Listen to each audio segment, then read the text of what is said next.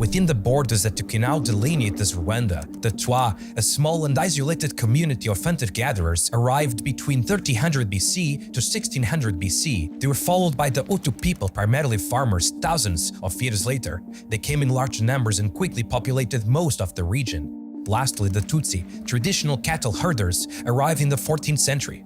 Despite being a small minority, this wealthy group rapidly rose to become the ruling class and in the 15th century established a kingdom which was said to last for centuries. Regardless of the general class division, wealthy Hutus had the opportunity to become honorary Tutsis. Similarly, the Tutsis could face the emotion if they lost their wealth that by ascending or descending in social status. They have the same language and culture, the same clan names and customs. The three share a common language and are collectively known as the Banyarwanda.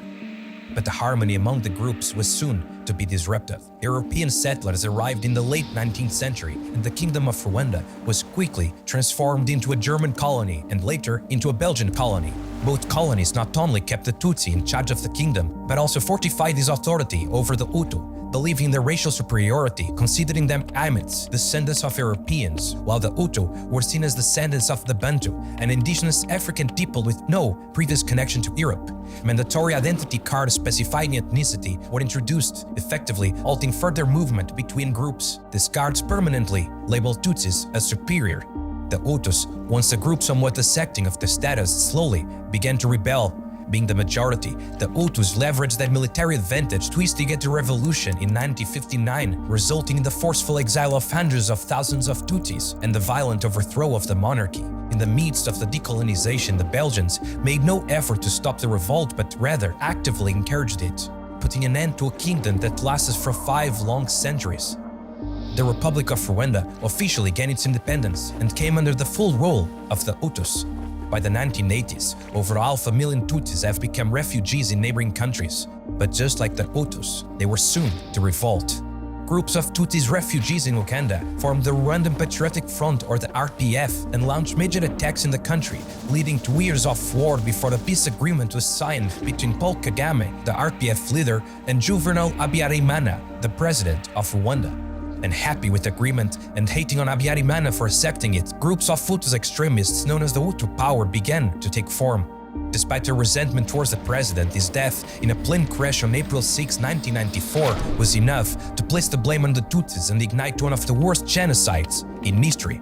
Some suggest that the Hutu extremists were actually responsible for the president's death, but it made no difference. Influenced by months of anti-Tutsi propaganda on the radio, listeners were incited to exterminate the cockroaches and told that someone must make them disappear for good, to wipe them from human memory, to exterminate the Tutsis from the surface of the earth. They consistently linked the RPF group, which was in the origin of the civil war against the Hutu forces, with ordinary Tutsi citizens, portraying the entire ethnic group as an homogeneous threat to Rwandans. The genocide started on the evening of that same day. An estimated 200,000 Hutus picked up a machete with the goal to kill every Tutsi living in Rwanda. Most of the victims were killing their own villages or towns, often by their neighbors and fellow villagers. The gangs search out victims hiding in churches and school buildings and massacre them. Doctors killed their patients, and school teachers killed their pupils. In a span of 100 days, more than 600,000 people, comprising 75% of the Tutsi population, and some moderate Hutus who refused to participate, were murdered. Although the Twa were not directly targeted, they nonetheless suffered a 30% population loss. Either you took part in the massacres, or you were massacred yourself. The Tutsi were bees in a swarm of hornets, with nowhere to hide. Yet the extremists didn't limit their violence to mere slaughtering. Hundreds of faith patients were released from hospitals and organized into rape squads with the purpose of infecting victims and causing a slow, inexorable death. Sexual mutilation with knives, boiling water and acid often followed these horrific acts. More than 250,000 women suffered from sexual violence during the genocide. Rape was the rule, and its absence was the exception. Despite the chaos, the United Nations did little to effectively end the bloodshed. The French, who were assisting expatriates fleeing the war, did not permit any Tutsi to accompany them. Yet, the RPF refused to surrender. Understanding that they were the only hope for the Tutsi population, they strategized and fought relentlessly against all odds and with limited resources.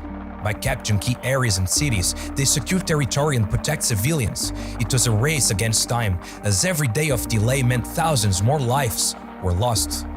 But finally, after 3.5 months of struggle, the RPF, with its superior military organization and support from Uganda, took control over a major part of Rwanda and effectively put an end to the genocide on July 4, 1994. But the aftermath was devastating.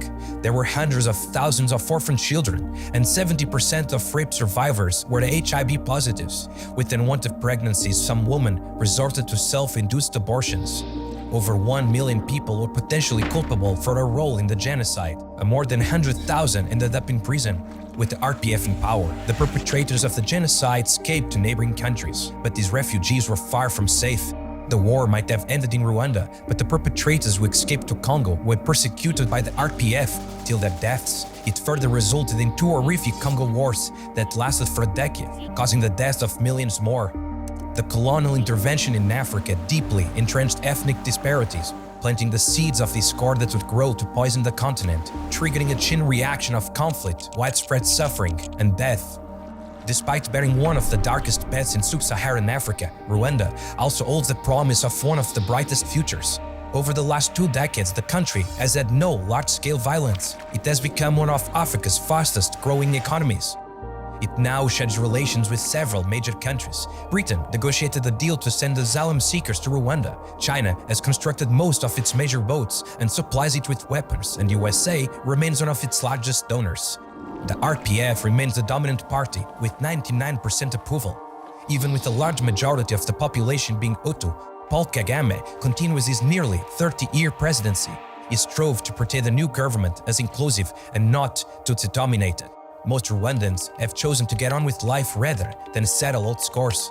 Nonetheless, the country still bears its scars. Freedom of speech is more restricted in Rwanda than in almost any other African country. Any criticism of the RPF can be labeled as divisionism or incitement to genocide. The media are suppressed, and members of the opposition parties face harassment and occasionally murder. There's an unspoken contract in which people have exchanged political freedom for peace and economic development. Although wounded and governed by an authoritarian regime, Rwandan's prosperity endures.